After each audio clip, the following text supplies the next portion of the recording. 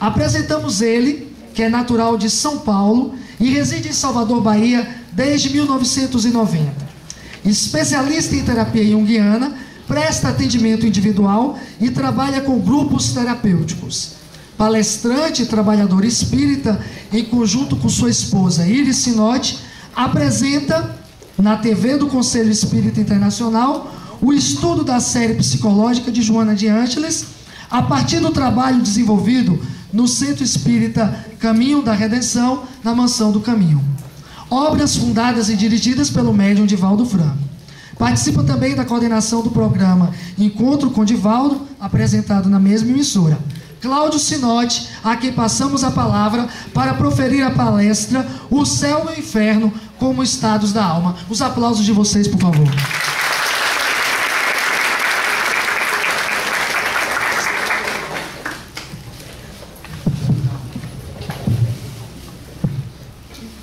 Bom dia a todos.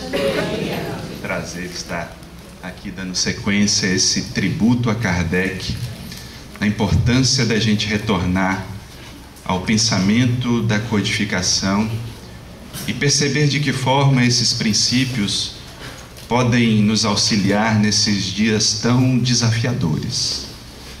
Acho que nós vivemos um momento desafiador na humanidade, porque se de um lado avançamos enormemente nas conquistas culturais, tecnológicas, e a inteligência dá saltos que antes nós jamais imaginávamos.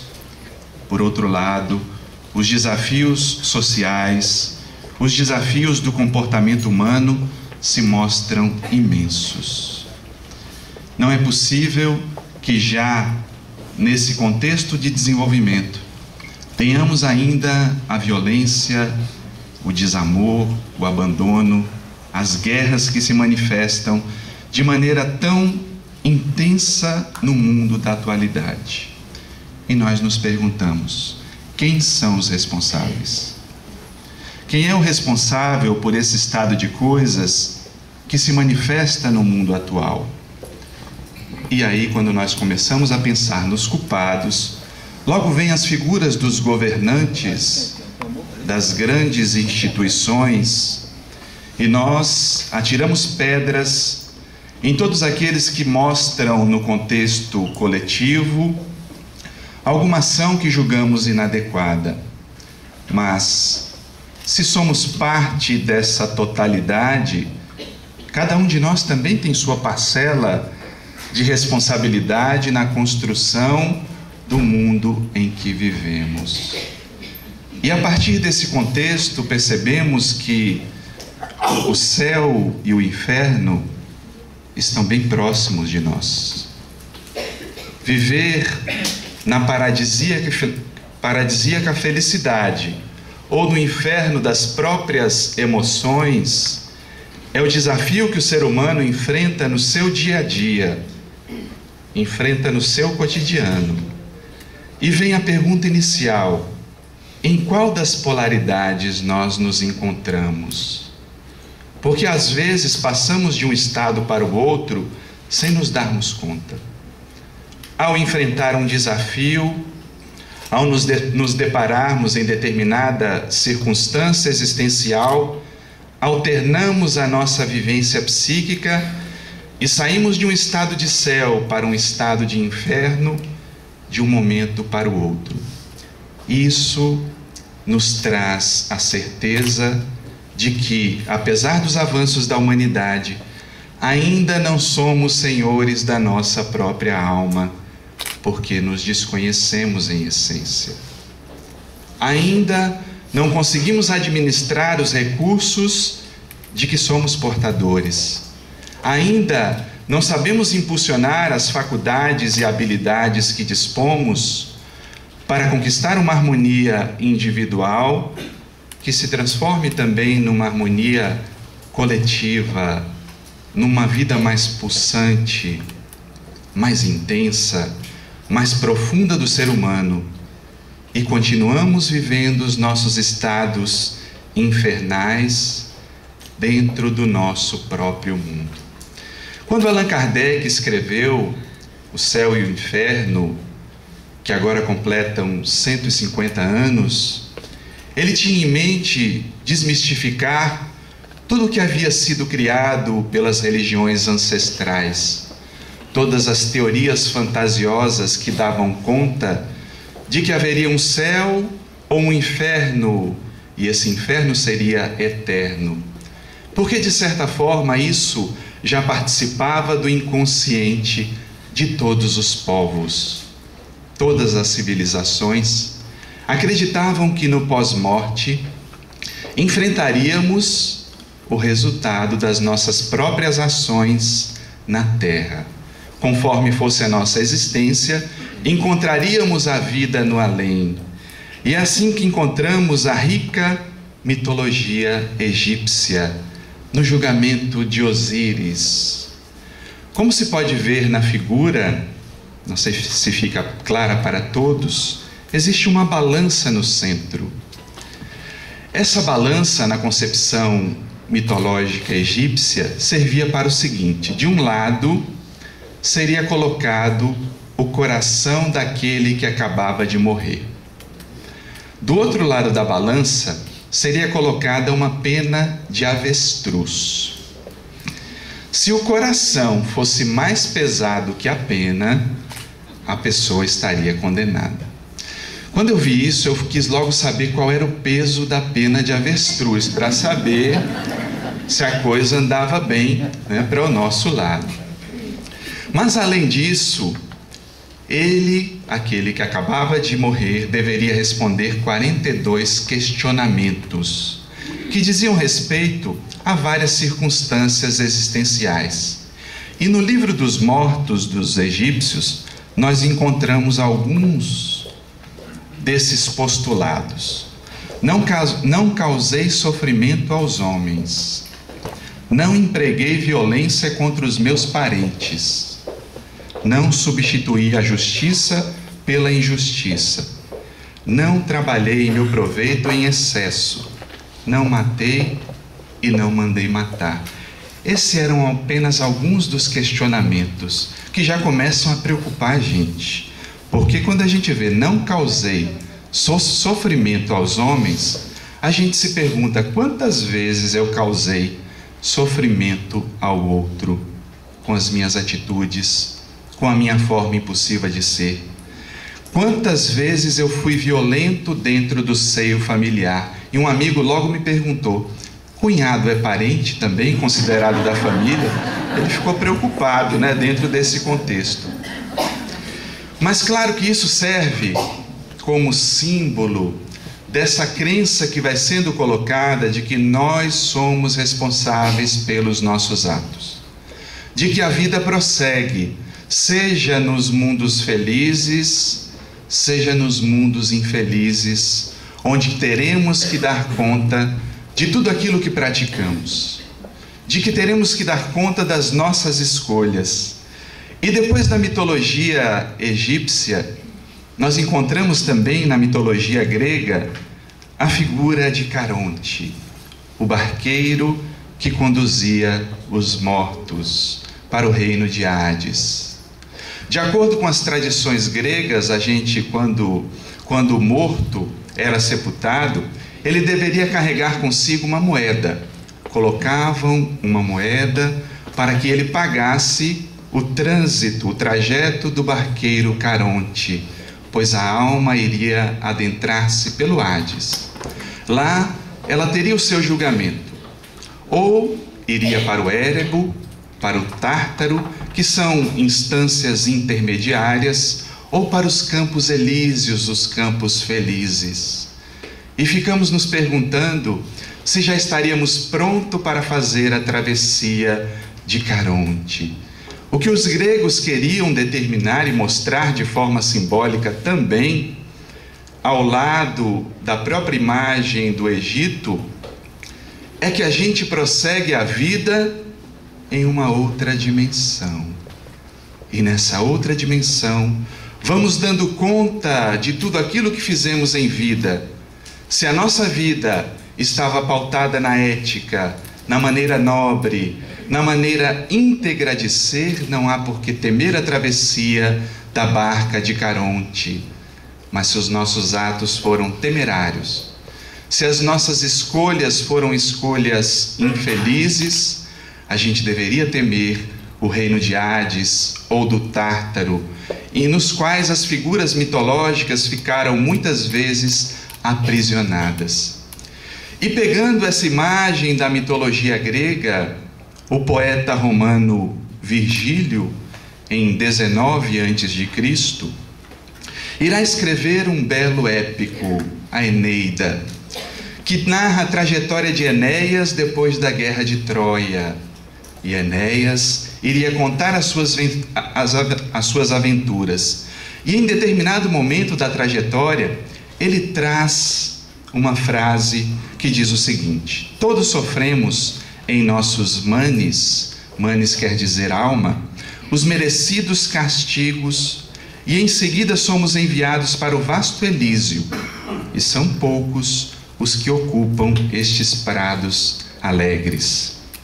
Um Deus, então, decorridos 1000 anos, leva às águas do Lete as almas purificadas, para que, esquecidas do passado, tornem a ver a face da terra e queiram voltar a novos corpos. Então nós vemos desde a antiguidade a ideia da reencarnação. Há ainda uma ideia não muito bem delineada, mas que já trazia o próprio retorno ao corpo para que dessemos construção à tarefa que nos cabe. Porque todos nós estamos fadados à plenitude. Todos nós somos essência divina, mas o problema é que a gente não permite muitas vezes que essa essência divina se manifeste nas nossas vidas.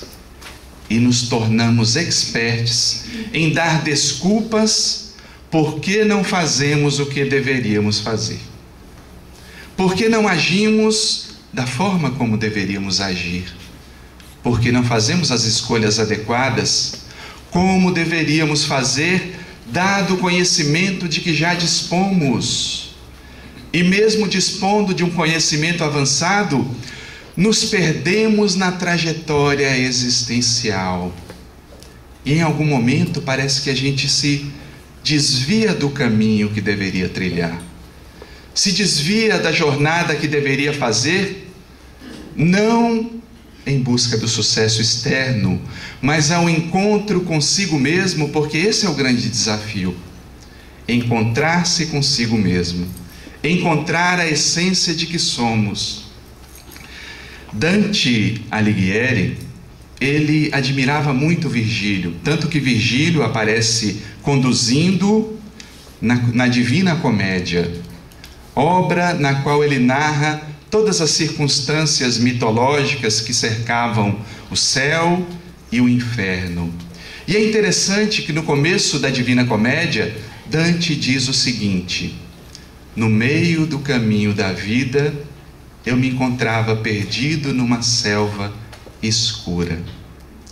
E qual de nós não se encontrou em determinado momento da existência perdido numa selva escura, que significa a busca do significado existencial, que significa encontrar-se consigo mesmo, aprofundando o olhar do autoconhecimento, e nos desviamos da trilha, e ali ele se deparava com um leopardo, com um leão e com um lobo. Quais são os nossos lobos internos? Quais são as feras que ainda nos devoram? E ali ele contava com o auxílio de Virgílio, que a pedido de Beatriz, que era uma amada de Dante que havia desencarnado, irá conduzi-lo a uma visita, em primeiro lugar, aos campos de sofrimento, e depois ele chegará aos campos felizes. E na porta, na entrada do inferno, estava escrito: deixai toda a esperança, ó vós que entrais. E essa, de certa forma, era a ideia mitológica do inferno, quando os seres perdiam a esperança de viver. E aqui a gente já tem um primeiro contato com aquilo que muitas vezes nos conduz ao inferno existencial, que é a perda da esperança. Não é à toa que vivemos num mundo onde existem tantas pessoas desesperadas. Eu ainda me desespero, eu ainda me permito desequilibrar perante os desafios que a vida apresenta, porque se ainda me permito, muitas vezes eu bato a porta desse inferno tão bem pintado nas telas pelos autores que retratam de maneira simbólica o que vai acontecendo dentro do nosso mundo interno e que às vezes é tão desesperador que alimentou que ao longo do tempo as religiões, as culturas construíssem a imagem de um inferno eterno, de um sofrimento constante, muitas vezes aproveitado pelas próprias religiões ancestrais como forma de impor o medo à população, medo que mantinha o vínculo do poder, estabelecia o contato com o poder econômico e alimentava, de certa forma, esse desequilíbrio. E nós nos perguntamos: onde começam o inferno e o céu? Onde tem início as paisagens de felicidade? Onde tem início as belezas do mundo espiritual, se pudermos chamá-las de céu? Onde se iniciam as paisagens do sofrimento humano, trazendo para as nossas vidas? Quando é que eu permito que o sofrimento faça parte do meu ser e eu não vejo a possibilidade de transformar essas paisagens sofridas? Em que momentos eu permito que uma nova energia ganhe força, se adentre em meu ser, me impulsione para novas descobertas? Porque a partir disso, nós percebemos que céu e inferno não são exatamente instâncias físicas para onde iremos. Essas instâncias já começam conosco. Por isso Allan Kardec, de forma sábia, irá escrever em O Céu e o Inferno: o inferno está por toda parte em que haja almas sofredoras, e o céu igualmente onde houver almas felizes. E nós questionamos: nós somos almas sofredoras ou almas felizes? Ser alma sofredora não significa passar pelo sofrimento, porque passar pelo sofrimento todos passamos, em maior ou menor grau. Agora, ficar prisioneiro do sofrimento é escolha pessoal. Isso é ser alma sofredora. Quando nós escolhemos que o sofrimento faça parte das nossas vidas, nos agarramos a esse sofrimento, nos agarramos a esse papel de vítima e, como diz Joana de Ângeles em sua obra psicológica, nos unimos a esse sofrimento e não queremos largar de jeito nenhum, porque isso gruda na nossa identidade. Ser vítima, para algumas pessoas, parece que é a forma de conquistar energia, simpatia dos outros. E como a vítima suga energia. Não sei se vocês já passaram pela experiência de sentar ao lado para conversar com a pessoa que se queixa 24 horas por dia. 24 horas por dia. A gente sai estafado. A gente não aguenta mais, porque queixa é queixa. E se você traz alguma solução para o problema, a pessoa não aceita. Ela dá uma desculpa porque aquilo não vai funcionar na vida dela. Ela sempre tem algo para fazer com que o sofrimento seja a sua identidade. E vamos fazendo da nossa história a história de uma vítima. Quantas coisas a gente escolhe para servir como suporte da nossa vitimização. os genes que carregamos. Quantas vezes a gente culpa essa herança paterna ou materna por não nos ter brindado com algumas características que a gente julga que nos trariam mais felicidades. E não aprendemos a lidar com a dinâmica de transformação que a vida traz. Tudo vira motivo de queixa. Se eu fosse me queixar dos fios de cabelo que foram embora, eu teria muitos motivos para me queixar, porque eu vejo as fotos da infância, aquele jovem de cabelos cacheados, aquele menino, né? E fico me imaginando fazendo palestra e o vento batendo. Já imaginou? Se eu fosse me queixar. Mas certo dia eu li que não cai um fio de cabelo, não é verdade? Sem que Deus permita. Eu acho que chegaram várias solicitações a Deus. Pode cair um fio de cabelo? Pode. Ou então ele já assinou, né, para o lote. E assim a gente faz com o nosso corpo. Começamos a reclamar dessas características que são a nossa singularidade. Começamos a nos queixar da família em que nascemos, porque dentro dessa família não daria para ser outra coisa, com esses traumas que sofri. Mas se pensarmos no contexto espiritual, nós não temos também uma coparticipação e uma responsabilidade para nos unir novamente a esse seio familiar? Não caímos por acaso de paraquedas dentro de uma família. Ela é uma realidade espiritual que se conjuga para que nós nos reharmonizemos, para que aprofundemos os laços de afeto e sigamos na nossa jornada rumo à plenitude. Por isso não dá para se queixar. O céu e o inferno estão dentro de nós. São escolhas. O que nós escolhemos? Qual é a nossa parte nisso? Porque se a gente não faz isso internamente, a gente começa a projetar felicidade fora, nessas personalidades bem-sucedidas que o mundo traz à mostra e que são vendidas muitas vezes como ideal de felicidade. Mas a gente não se pergunta o inferno pessoal, particular que eles vivem, o preço que pagaram para se tornarem pessoas bem-sucedidas. Quantos exemplos!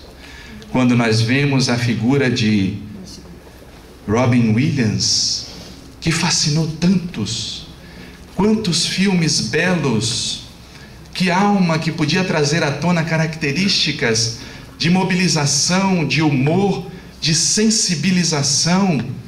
Quantas lágrimas ele proporcionou a partir da sua vida, quantas pessoas também auxiliou. Mas infelizmente isso parece não ter sido suficiente para que ele salvasse a si mesmo, para que ele mergulhasse na essência do próprio ser.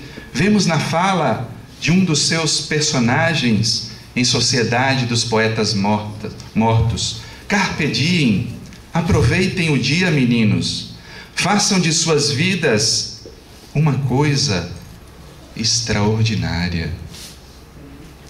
Há poucos dias eu lia um pouco da biografia de Robin Williams, tentando entender essa personalidade, e ele narrava suas dificuldades da infância.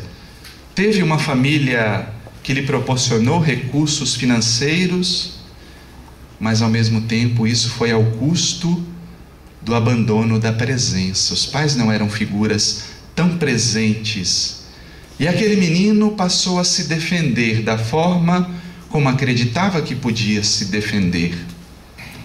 Em certo momento da vida, ele percebeu que podia ser engraçado para as pessoas, e ele tinha o dom para aquilo, porque as multidões riam e riam ainda dos seus filmes, das suas exibições, mas aquilo se transformou num mecanismo de defesa para as dores da própria alma.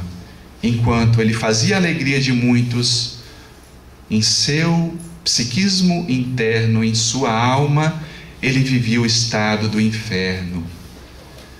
E ao tempo que foi conseguindo sucesso, conquistando fama, que lhe trazia conforto, comodidade por um lado, Por outro, ele ficou refém dos aplausos. Uma autora diz que ele desenvolveu a síndrome do love me, síndrome do me ame. Ele queria ser amado, ele queria ser festejado, queria ser aplaudido, mas quando as plateias iam embora e ele se encontrava no seu camarim, vinha a solidão. Buscou o álcool, buscou as drogas, como companhia ilusória para tentar lidar com aqueles momentos de dor, de angústia. Infelizmente não teve resistências e deu fim à própria vida de maneira lamentável. Claro, não estamos julgando a vida de um ser, porque cada ser vive experiências peculiares e nós não sabemos o que escolheríamos se estivéssemos na pele, na camisa de determinada pessoa. Mas nós podemos saber o que fazemos com as nossas vidas. Podemos saber as escolhas que fazemos. Por isso, o desenvolvimento do ser deve ser voltado para algo mais profundo do que a projeção de imagem, que talvez traga aplausos de fora, mas não realiza internamente. O importante não é exatamente o papel que eu desempenho no mundo externo, se é um papel visível ou invisível para a maioria das pessoas, mas a forma é como eu interajo nesse papel. Isso é que dá harmonia para a vida. Para que a gente estivesse hoje neste ambiente, foi necessário que alguém limpasse o ambiente, preparasse o ambiente. E por conta dessa ou dessas pessoas, nós temos momentos de troca de ideias, de reflexões. Ou seja, o todo vai se formando com as partes que se encadeiam. Se essas partes estão harmônicas entre si, o todo viverá harmonia. Mas se há desarmonia em alguma das peças, o todo se mostrará de maneira desarmônica. E é essa desarmonia que a gente vê no contexto social, que se volta para o indivíduo, porque vivemos uma época onde somos impulsionados a parecer, a criar uma imagem fictícia, a construir uma persona, como diria Carl Gustav Jung, a máscara que utilizamos no contexto social. Nos escondemos por detrás das redes sociais, construindo personagens fictícios, porque lá eu posso colocar uma pessoa alegre, de bem com a vida, uma pessoa que se relaciona bem com os outros, que tem centenas, milhares de amigos, mas vamos construindo essas relações frágeis, às vezes dissociados da essência, e não nos damos conta disso. Certa feita eu estava num consultório médico, aguardando ser atendido, e uma jovem ao lado não desgrudava do celular, a rede social, porque se é uma bênção a tecnologia, tem horas que ela se transforma num inferno. E eu não sei se existe obsessor pior do que grupo de WhatsApp. Principalmente quando você é colocado no grupo sem que você tivesse solicitado, e aquilo vira um inferno se você não sabe lidar com aquilo. Mas a jovem estava ali clicando em certo momento, porque terapeuta é curioso, gosta de ficar observando o contexto, palavra para dizer que fica olhando a vida dos outros também. E eu vi que ela colocava kkkk. Mas ela não estava rindo, ela estava triste. Quantas vezes a gente faz isso e não se dá conta? Nos dissociamos das nossas emoções. O que a gente coloca para fora não condiz exatamente com a nossa alma. Criamos uma personagem para conviver no mundo, mas essa personagem está distante da essência que somos. Esse é o problema da neurose dos dias atuais. Não é problema da tecnologia. A tecnologia cumpre a sua função. É o ser que, dissociado de si mesmo, não sabe fazer uso das ferramentas que dispõe. E aí vamos sendo invadidos por imagens, vídeos, mensagens, a grande maioria de teor autodestrutivo, que vão modelando nossa mente, nossa forma de pensar, nossa forma de sentir, nossa forma de ser.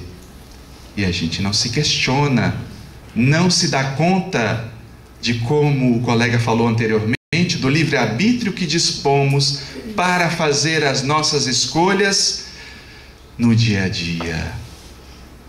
Aonde está o ser que somos nessa trajetória? Porque se abandonamos esse ser, passamos a construir o inferno. Por isso dirá Joana de Ângeles: a educação, a psicoterapia, a metodologia da convivência humana devem estruturar-se em uma consciência de ser antes de ter. De ser ao invés de poder.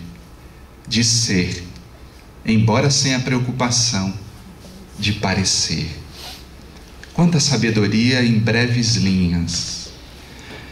Estruturar-se em uma consciência de ser antes de ter. Quanto das nossas vidas nós voltamos ao ter? Ficamos angustiados para a conquista do mundo, dos valores que o mundo proporciona. Isso não seria um problema se ao mesmo tempo estivéssemos desenvolvendo a nossa alma, os nossos valores, as nossas virtudes. Mas se não temos noção do valor próprio que possuímos, passamos a colocá-los nas coisas que estão ao nosso lado. Nos angustiamos pelo que não temos. Nos angustiamos pelo que temos porque sabemos que podemos perder aquilo que temos. Em última instância, vamos perder porque nem esse corpo é nosso. Ele volta à energia universal. A essência permanece, a alma. E o que estamos fazendo da essência?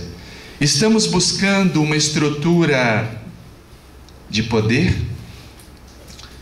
E quando falamos poder, não falamos apenas de cargos governamentais ou dentro das instituições, porque muitas vezes exercemos poder com o outro dentro de casa. Queremos cercear o outro da sua forma de pensar, de agir. Queremos que ele pense igual a nós. Queremos que ele faça escolhas iguais às nossas. E nos queixamos. Uma das grandes queixas dentro dos ambientes religiosos que eu vejo é porque o companheiro ou a companheira não vem junto para o centro. Mas ele bem que podia estar aqui para ouvir essa palestra hoje, porque é para ele. A gente não pega nada da palestra para a gente, tem que ser para o outro. Ele, eu digo ele porque os maridos, coitados, normalmente são as vítimas frequentes. Eu disse que vou criar o sindicato dos maridos para ver se consigo proteger essa classe um pouco.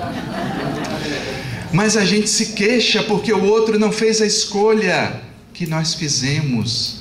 Mas aí vem a pergunta: quem é que ele tem como modelo da escolha que foi feita? Porque se esse modelo não demonstra em sua escolha uma atitude diferente, ele vai olhar e dizer: bicho, essa religião não está prestando muito, porque continua da mesma forma.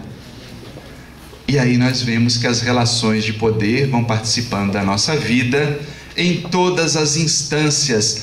Até quando eu me coloco na condição de vítima, eu estou tentando controlar a atitude do outro para que ele seja mais complacente, para que ele cumpra as minhas vontades, para que ele atenda aos meus caprichos, porque eu faço com uma cara de lamúria, de sofrimento, para que ele haja dessa forma. E não contente com isso, buscamos o parecer ao invés do ser. Quanta busca de projeção de imagem, quanta busca de aplausos, quanta busca de reconhecimento, quanta alimentação da persona.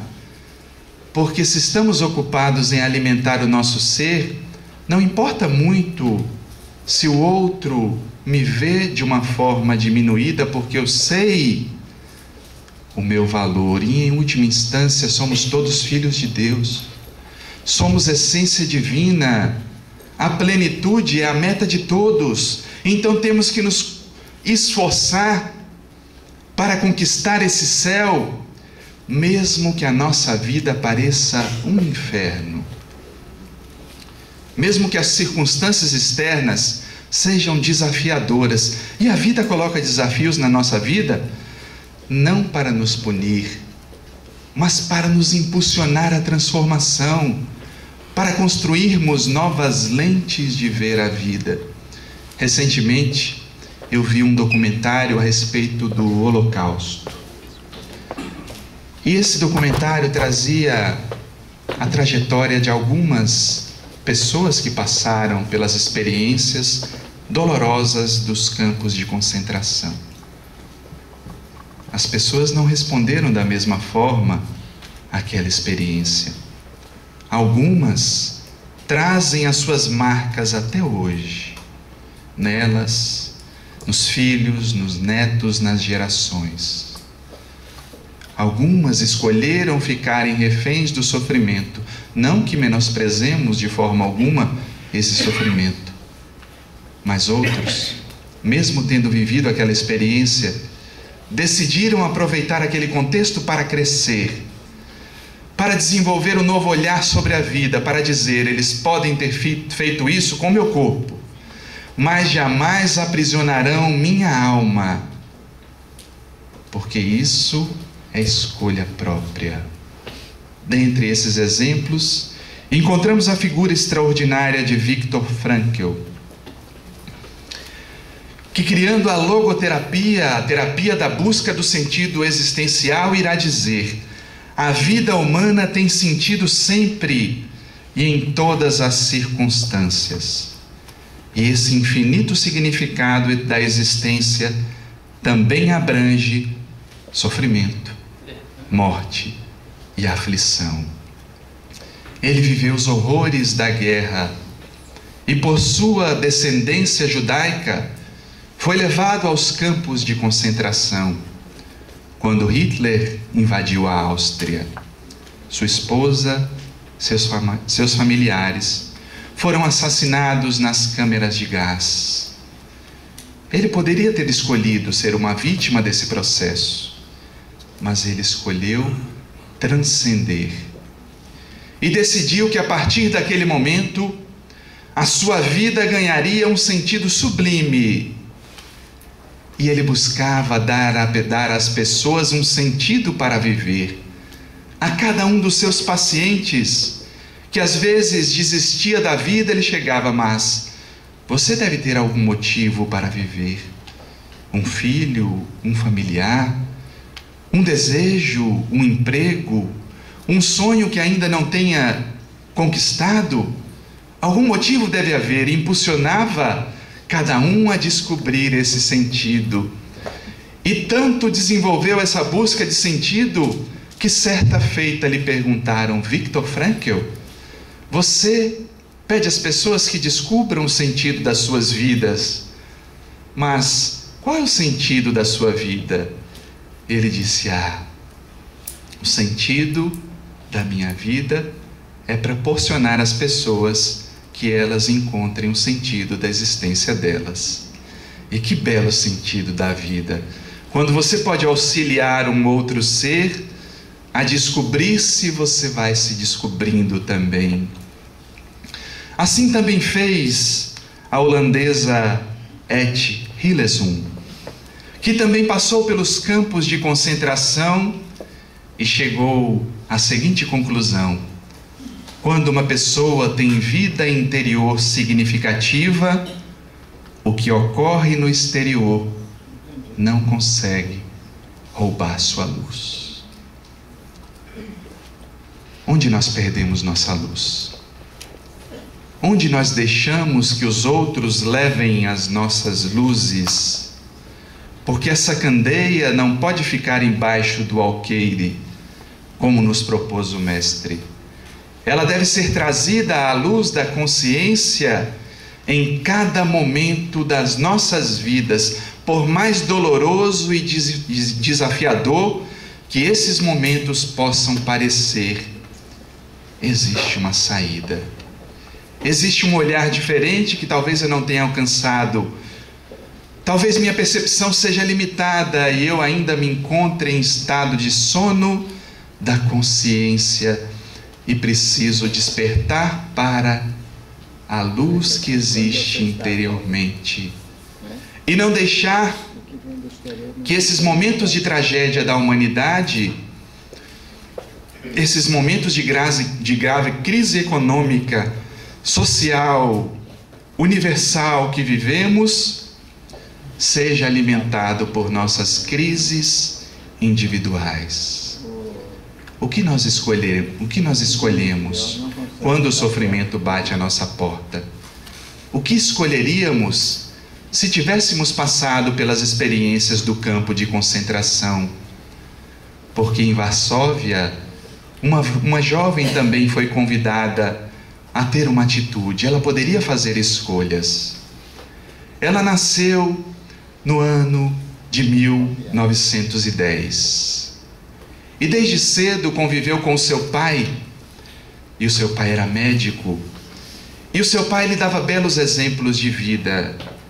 Eles moravam junto a uma comunidade judaica, embora não fossem judeus. E a certa feita, a tifo invadiu, tomou diversas vidas, e os médicos foram embora da localidade. E seu pai resolveu ficar, porque sabia que era o papel de médico cuidar das almas. E disse a Irene: Irene, quando um ser estiver se afogando, mesmo que você não saiba nadar, tente ajudá-lo, da forma que puder. Tente auxiliá-lo. E aquilo ficou gravado na mente de Irene. Aos 7 anos de idade, o seu pai desencarnava, porque, ao atender os portadores de tifo, também contraiu a enfermidade que o levou à desencarnação. Mas aquele exemplo de vida ficou gravado na alma da jovem Irene. 1939, os exércitos alemães invadem a fronteira da Polônia e vão se acercando da sua capital, Varsóvia. Ali começam dias de horror. Irene era assistente social na época e pensava consigo que ela era convidada a fazer algo para a transformação daquele momento em que viviam. Não posso ficar de mãos atadas, tenho que fazer algo. E os alemães começaram a construir um muro, o gueto judeu dentro de Varsóvia, num local onde deveriam viver 60.000 pessoas, chegaram a viver 500.000 pessoas, que eram colocadas dentro dos limites do muro, que viviam em condições terríveis de higiene, porque novamente a epidemia do tifo se alastrava, ceifando milhares de vidas. Eram submetidos a uma alimentação que fazia com que eles definhassem dia a dia. As únicas pessoas que poderiam entrar dentro do gueto eram os enfermeiros para tentar conter a invasão epidêmica do tifo. Irene teve uma ideia. Conseguiu credenciais médicas junto a alguns amigos para atender àquela população sofrida. Levava pão, levava agasalhos, e aos poucos os rumores de que aquela população seria levada aos campos de extermínio começaram a ampliar. E na mente de Irene só veio uma ideia: tenho que salvar vidas, mesmo sob o risco da minha vida, porque todo aquele que ajudasse os judeus era condenado imediatamente à morte, era fuzilado. Mas ela escolheu auxiliar. Juntou-se com amigas, juntou-se com uma organização de apoio aos judeus, e a tarefa agora era convencer os pais a deixar os filhos saírem do gueto, porque havia algumas saídas que os alemães não conheciam muito bem. Haviam os próprios canais de esgoto pelos quais ela passaria e conduziria as crianças. Havia as ambulâncias que poderiam camuflar algumas crianças. E ela tinha em mente que deveria salvar o máximo de pessoas que pudesse, o máximo de pessoas. E os pais, desesperados, perguntavam a ela: mas você garante que a minha filha, o meu filho, sobreviverá? Eu não posso garantir isso. Não posso dar essa garantia, mas se eles ficarem aqui, eu garanto que eles morrerão. E os pais, desesperados, alguns deles cediam, entregavam nas mãos de Irene e de seus ajudantes, que juntavam-se na organização, a vida dos seus filhos. Irene teve um cuidado. Ela anotava ao lado do nome judeu o novo nome cristão que aquelas crianças iriam receber, porque essa era a condição para que eles não fossem perseguidos pelo nazismo. Deveriam ter uma nova identidade. Aquelas crianças que só falavam o Yiddish deveriam aprender correntemente o polonês, a fazer o sinal da cruz, a rezar um Pai Nosso, ao menos para passarem despercebidas pelos guardas se fossem questionadas nas ruas.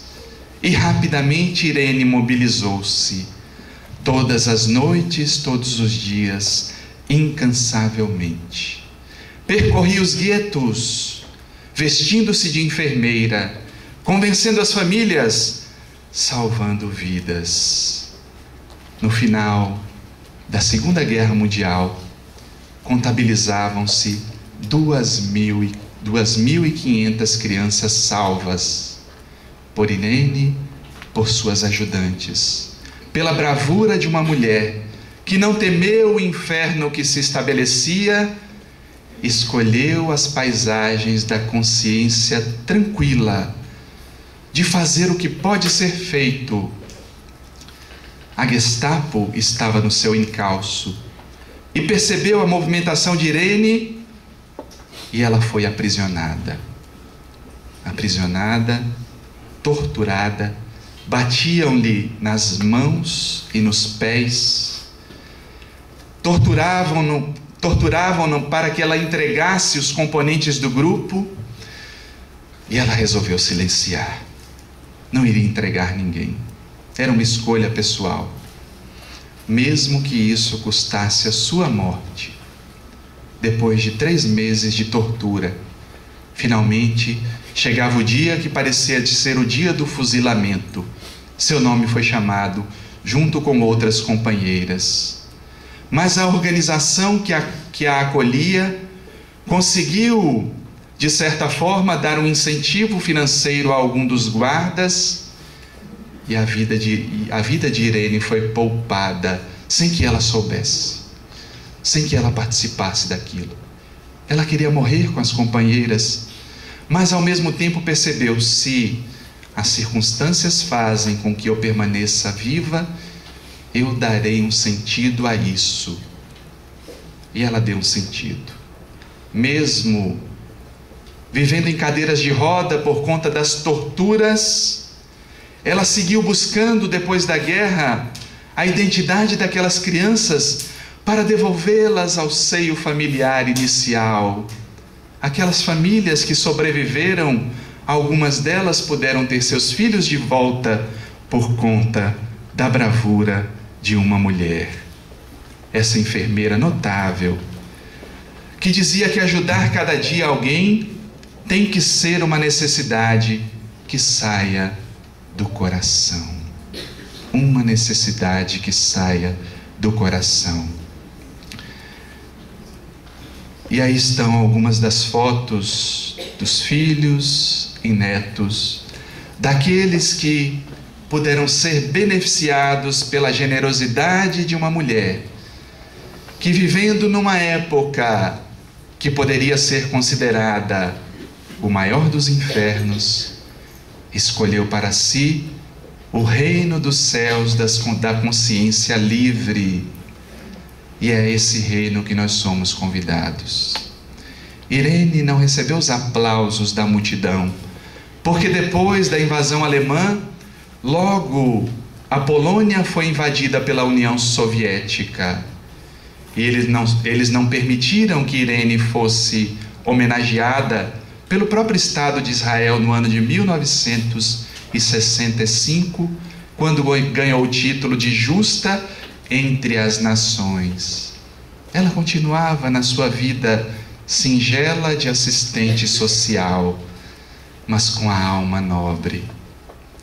O seu nome passou a ser lembrado de forma mais intensa a partir do ano 2000, quando jovens norte-americanas começaram a estudar a história da humanidade e viram no exemplo de Irene um belo exemplo a ser seguido. Contactaram na época e ela estava viva, nonagenária, lúcida, com um sorriso na alma. O sorriso daquele que, mesmo tendo vivido a dor, escolheu as paisagens do amor a si mesmo, ao próximo, a Deus, como forma de construir o estado, o reino dos céus, que, como o Mestre propõe, está dentro de nós. O reino dos céus está dentro de vós.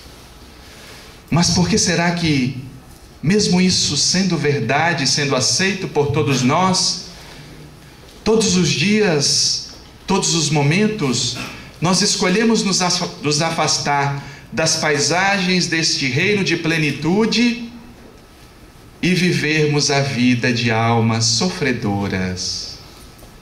Por que será que desejamos que o reino do céu se manifeste do lado de fora, na condição de uma vida que proporcione comodidades, quando não fazemos ainda a tarefa a qual fomos conclamados, que é a tarefa de sermos seres conscientes?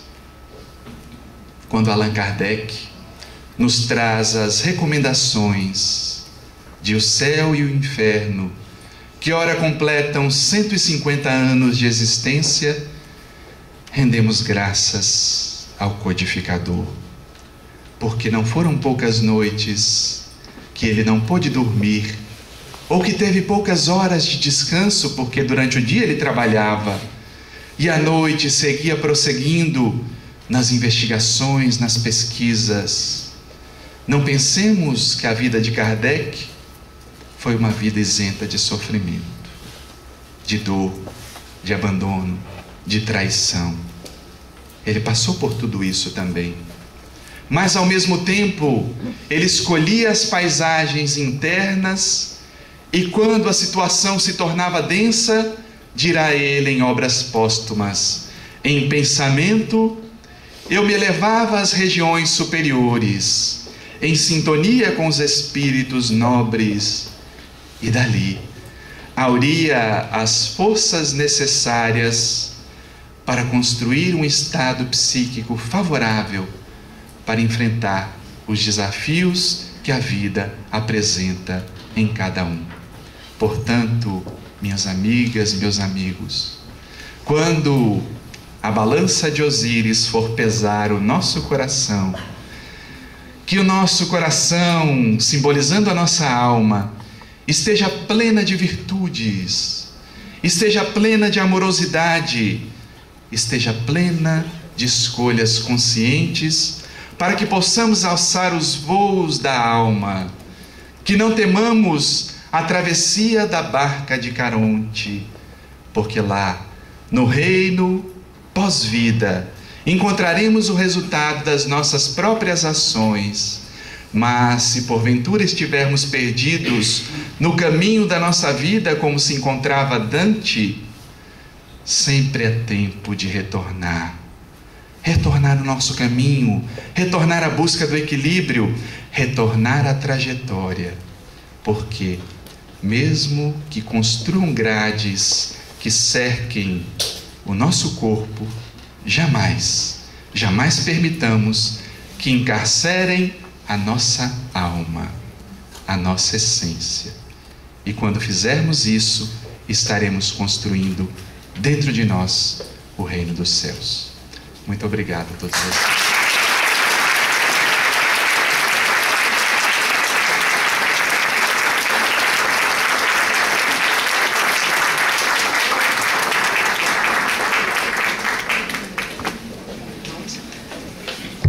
Vamos às nossas perguntas.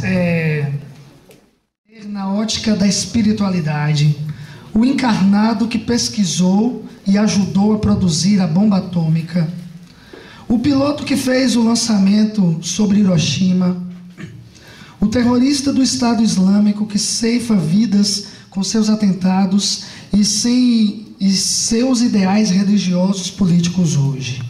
Se todos são almas sofredoras que passam nesse planeta por um processo de evolução e escolheram vir, obrigado e parabéns pela excelente apresentação, Raimundo, não é isso?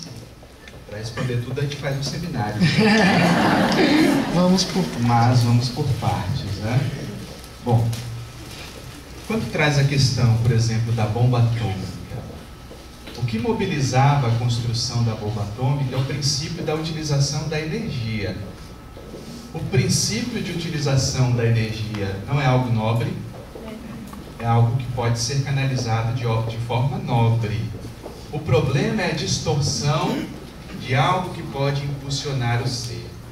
Então, a energia ela pode ser considerada como sendo neutra, que pode ser utilizada tanto para o bem quanto para o mal, a partir das escolhas que fazemos. Se o nosso estado interior é de guerra, as nossas escolhas de todo o material que temos à nossa volta, tudo que temos ao nosso redor se transformam em armas para violentar, para que nós consigamos nos sobrepor sobre o outro. Portanto, não é culpa da espiritualidade isso. Isso é questão de escolha da humanidade. O avião que pode carregar bombas pode servir para conduzir as pessoas de um lado para o outro. Afinal, devia e deve ser essa a finalidade, não é verdade? É? Então, assim, nós vemos que o mesmo meio pode ser usado de maneira nobre ou de maneira destrutiva, de acordo com o grau de consciência daquele que conduz. A religião, ela pode ser e deve ser instrumento de libertação. Como foi trazido na palestra anterior, o religare, não é isso? Fazer a reconexão. Mas, se eu me utilizo dos postulados religiosos de maneira desequilibrada e tento desvirtuar isso, como fazem os homens-bomba, né, muitas vezes, e justificam atentados terroristas para proteger ou para reverenciar Alá, isso não é problema do Alcorão ou problema das teorias religiosas. O problema é da forma como se percebe essa essência. Porque assim como há os terroristas, certamente existem muçulmanos muito nobres, pessoas nobres que, aliás, nos ensinam muito a respeito da fé. Muitos deles têm exemplos belíssimos de fé, porque diariamente, várias vezes ao dia, reverenciam aquilo que eles acreditam. Não há nenhum mal nisso. O mal é quando o meu olhar limitado, os meus impulsos egóicos desvirtuam o que está ao meu lado e que pode ser canalizado e utilizado de forma nobre. Esse é o mal. A essência deve ser formulada, intencionada, direcionada de maneira positiva. Se há desvirtuamento disso, é o ser humano que se perdeu de si mesmo. Cláudio, quem são os alemães que fizeram o Holocausto? Quem são os alemães, os negros, os indígenas que foram e são ainda hoje vitimados do Holocausto e do extermínio? Porque são algozes e vítimas no passado e hoje? Eu prefiro acreditar que dentro de mim existe um Hitler que é capaz de fazer tudo aquilo que ele fez. Porque se ele foi ser humano, como eu, e foi capaz das maiores atrocidades, essa potencialidade de mal existe em mim, esse ditador, existe em mim aquele que escraviza as pessoas, existe em mim esse que violenta o outro se eu não tiver olhos abertos. Mas, por outro lado, se existiu na terra um homem como Jesus, que foi capaz de amar, que foi capaz de se relacionar com o Pai de forma tão intensa, eu acredito também que isso exista dentro de mim. E que isso seja questão de escolha, dia a dia. Eu não sei efetivamente quem foram os alemães, a gente pode trazer, porque como foram vários, cada um traz a sua trajetória. É claro que como povo, eles devem ter uma razão de ser para agirem daquela forma, o que não justifica o mal que tenham feito. O problema não é da nacionalidade. Espírito tem nacionalidade? Não tem. Espírito não tem nacionalidade. Portanto, a gente não pode culpar uma nação pelos males que foram feitos, porque aquilo também tinha a sua parcela de escolha individual. Hitler não fez aquilo sozinho. Ele se cercou dos bajuladores, dos apoiadores, mas também daqueles que foram coniventes e silenciaram quando poderiam ter feito alguma coisa e não fizeram. Portanto, eu prefiro pensar no bem que eu posso fazer, no mal que eu deixo de fazer, no ditador que existe dentro de mim, porque esse eu posso cuidar. O que está lá fora, eu posso simplesmente apenas ter compaixão e lutar. Mas esse, internamente, é o que a gente deve se centrar e buscar para que a gente possa transcender em direção a esse Cristo interior. Mais uma pergunta. Não existe local exato para o inferno. O que dizer do umbral que André Luiz cita no livro Nosso Lar, onde ele ficou por 8 anos? No livro O Abismo, o autor fala de um local infernal nas profundezas da terra. Será a criação do autor? Quando a gente lê Nosso Lar, e já tem décadas já que foi escrito, impressionante assim, a beleza daquela obra, Nosso Lar, que foi uma das primeiras obras espíritas que eu li, assim, me impressionou fortemente. Ele traz o relato de almas sofredoras que são alimentadas pelo próprio estado interno. Estar ali, ficar prisioneiro do umbral, é circunstância da própria vibração do espírito. Porque não existem as equipes socorristas. As equipes socorristas ficam prisioneiras do umbral quando lá estão? Não. Por que não ficam? Porque vibram em outra dimensão, em outro diapasão. O problema não é o local físico. Ali entidades nobres também circulam em busca daqueles que já têm condições de se libertar, como fez André Luiz. E chegou a determinado momento, conseguiu ter aquele halo, suspirar, ter a consciência, e aquilo proporcionou que ele fosse acolhido. Ele era prisioneiro do umbral, porque, em essência, ele era prisioneiro de si mesmo. E aí nós vemos a obra de André Luiz, a obra de Manuel Filomeno de Miranda também está rica de exemplos. Eu prefiro não comentar o Abismo porque eu não li, eu não posso falar de algo que eu não li e não estudei profundamente. Claro, mas a gente deve se cercar e perceber onde nós começamos a construir o nosso umbral particular, que é o nosso inferninho que nos circula diariamente. O mundo espiritual não está aqui, não está ali. Como Jesus dizia a respeito do reino dos céus. O reino dos céus não está ali, não está num lugar circunscrito. Mas, se eu me permito ser alma sofredora, ou seja, passar pelo sofrimento e escolher me identificar com o sofrimento, certamente encontrarei essas paisagens, seja do umbral, seja que nome eu queira chamar, mas encontrarei o reflexo do meu próprio nível de consciência. Mais alguma pergunta, plateia?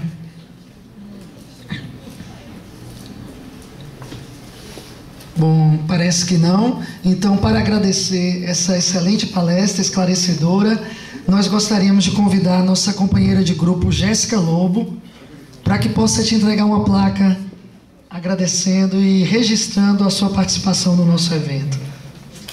Os aplausos de vocês.